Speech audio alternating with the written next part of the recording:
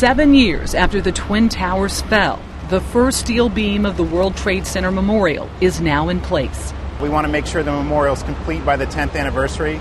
Joe Daniels witnessed the attacks. He heads the foundation that's raised $350 million to ensure a memorial and museum are the focus of the 16-acre site instead of the new office towers, shops, and transit hub.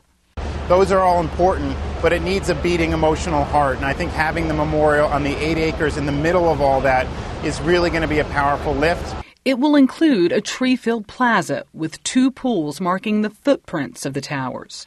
What the design really tries to do is to create a place for people to gather together, to reflect on what happened here. But that's all at least a few years off. For now, 2,000 visitors a day rely on the nearby Tribute Center. It tells the tale of life both before and after the deadliest terrorist attack in American history.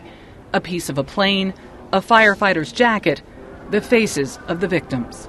You're looking at steel that was bent most likely from the force of the collapse. 15 miles away in an old hangar at Kennedy Airport lies some of the most precious pieces of the Trade Center. While removing 2 million tons of debris, workers picked out certain relics to be saved. WTC 213.00, that gives you the code for locating it in the building. So that tells you where it actually stood. Correct. Alice Greenwald will be the director of the planned museum. She still gets chills every time she walks in here. Nearly 3,000 people perished, and we have an obligation, a moral obligation, obligation of our citizenry, an obligation of just being human beings to remember them. The last steel column removed from the site is preserved here, with pictures and messages still intact. This is all about commemoration and about teaching. The loss of first responders was never greater in any single event. This is the front. The front. You can barely see the door of the cab. Half of this fire truck was parked under a bridge, protected, while the other half was incinerated. When I look at this truck, it's almost a metaphor of the serendipity of that day, where you were determined whether you lived or died.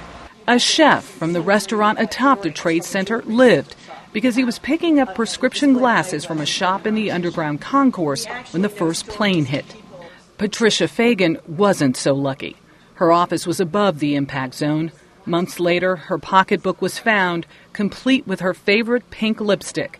It's among the hundreds of personal effects 9/11 families have donated. People got so little back of their loved ones often, and so anything, whether it was a Citibank swipe card or a rosary bead or a wallet, they knew that coming back would come to have a palpable meaning. Artifacts with meaning for the world to see in a few years when the Trade Center Memorial is complete. Michelle Miller, CBS News, New York.